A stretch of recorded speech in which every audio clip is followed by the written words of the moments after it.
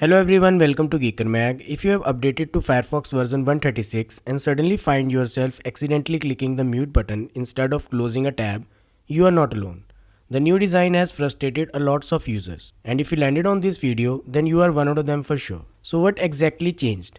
Well, the mute button is now positioned right next to the close button, making it super easy to misclick. Also, tabs resize when audio plays, which can be really annoying, especially if you have multiple tabs open. And if you use vertical tabs, you might have noticed that font got smaller, making things harder to read. Luckily, we can tweak Firefox settings to fix all this. So without further delay, let's learn what you need to do. First, we need to tell Firefox to allow custom styles. Here is how you can do that. Open a new tab and type about:config, then press enter. Click accept the risk. It's safe, don't worry. Search for this preference. When it appears, set it to true. Next, we need to add some custom CSS to tweak the tab behavior.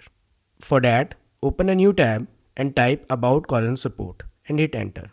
On this page, find the profile folder section and click on the open folder. This will open the profile folder in the file explorer. Now here inside the folder, you need to create a new folder named Chrome. Inside Chrome folder, create a text file and name it user Chrome, and make sure to save it with .css extension.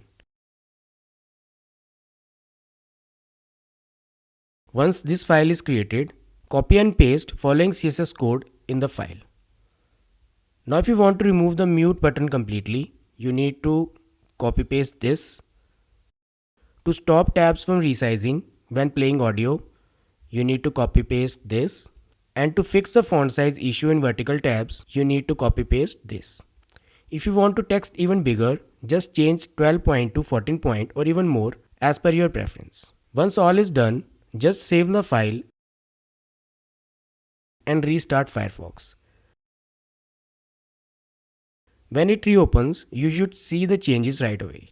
And that's it. No more annoying mute button placement, no more tabs jumping around, and a better font size if you use vertical tabs. So that's all for this video. I hope this helps. And if you find this video useful, don't forget to like this video and subscribe the channel to get notifications about more similar videos. Thanks for watching.